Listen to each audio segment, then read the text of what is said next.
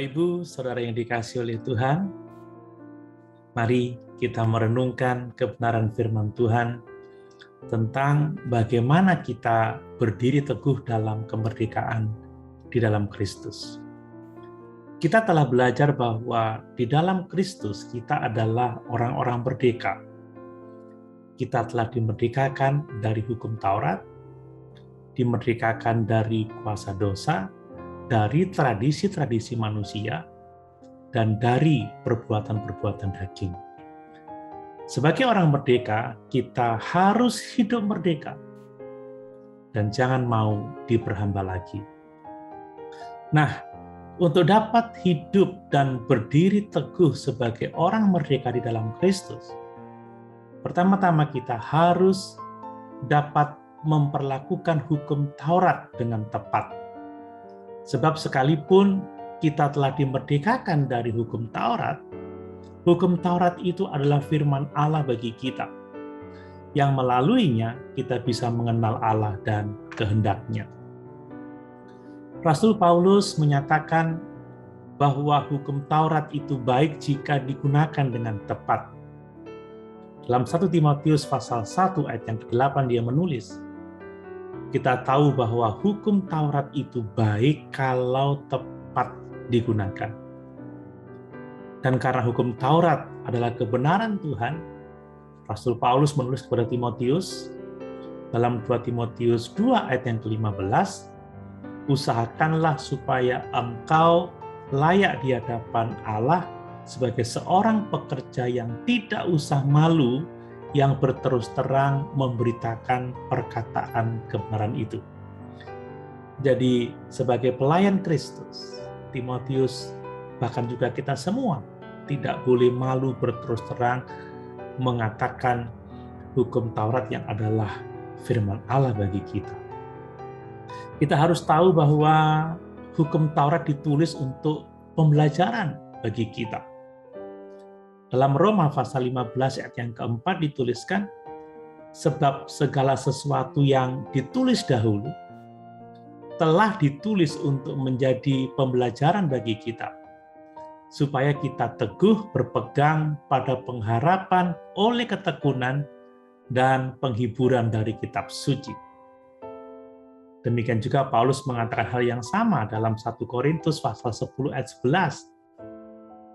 Semuanya ini telah menimpa mereka sebagai contoh dan dituliskan untuk menjadi peringatan bagi kita yang hidup pada waktu di mana zaman akhir telah tiba.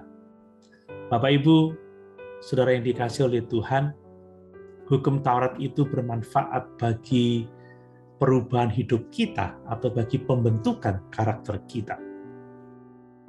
Dalam 2 Timotius pasal 3 ayat 14-17, Rasul Paulus menulis, tetapi hendaklah engkau tetap berpegang pada kebenaran yang telah engkau terima dan engkau yakini, dengan selalu mengingat orang yang telah mengajarkannya kepadamu. Ingatlah juga bahwa dari kecil engkau sudah mengenal kitab suci yang dapat memberi hikmat kepadamu dan menuntun engkau kepada keselamatan oleh iman kepada Kristus Yesus. Segala tulisan yang diilhamkan Allah memang bermanfaat untuk mengajar, untuk menyatakan kesalahan, untuk memperbaiki kelakuan, dan untuk mendidik orang dalam kebenaran. Dengan demikian, tiap-tiap manusia kepunyaan Allah diperlengkapi untuk setiap perbuatan baik.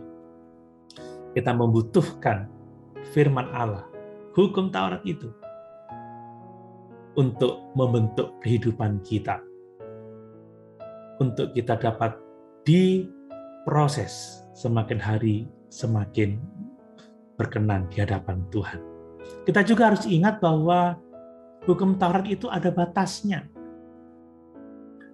Dalam Galatia pasal 5 ayat yang keempat, Rasul Paulus menulis, kamu lepas dari Kristus jikalau kamu mengharapkan kebenaran oleh hukum Taurat. Kamu hidup di luar kasih karunia. Keselamatan kita tidak kita peroleh dari melakukan hukum Taurat, tetapi dari kasih karunia melalui iman kepada Kristus Yesus. Namun demikian, hukum Taurat itu penting untuk kita mengenal Allah dan kehendak-Nya, untuk hidup kita dapat dibentuk sesuai dengan kehendak Tuhan. Kita juga membaca bahwa hukum Taurat telah digantikan dengan perjanjian baru. Bapak Ibu bisa membaca di dalam Ibrani pasal 8 ayat 6-13. Tapi saya akan membaca ayat 8-9, kemudian ayat yang ke-13. Demikian firman Tuhan, ayat 8. Sebab ia menegur mereka ketika ia berkata, sesungguhnya akan datang waktunya, demikianlah firman Tuhan, aku akan mengadakan perjanjian baru dengan kaum Israel dan dengan kaum Yehuda. Bukan seperti perjanjian yang telah kuadakan dengan nenek moyang mereka pada waktu aku memegang tangan mereka untuk membawa mereka keluar dari tanah Mesir. Sebab mereka tidak setia kepada perjanjianku dan aku menolak mereka. Demikian firman Tuhan. Kemudian ayat yang ke-13, oleh karena ia berkata-kata tentang perjanjian yang baru, ia menyatakan yang pertama sebagai perjanjian yang telah menjadi tua, dan apa yang telah menjadi tua dan usang telah dekat kepada kemusnahannya. Jadi hukum Taurat digantikan dengan perjanjian baru di dalam Kristus Yesus Tuhan kita. Kemudian kita juga melihat bahwa semua peraturan dalam hukum Taurat itu telah digantikan. Dalam Ibrani pasal 9 ayat 9-10 dituliskan, itu adalah kiasan masa sekarang. Sesuai dengan itu dipersembahkan korban dan persembahan yang tidak dapat menyempurnakan mereka, yang mempersembahkannya menurut hati nurani mereka. Karena semuanya itu di samping makanan, minuman, dan berbagai macam pembasuhan, hanya peraturan-peraturan untuk hidup insani yang hanya berlaku sampai tibanya waktu pembaharuan. Bapak Ibu, saudara yang dikasihi Tuhan.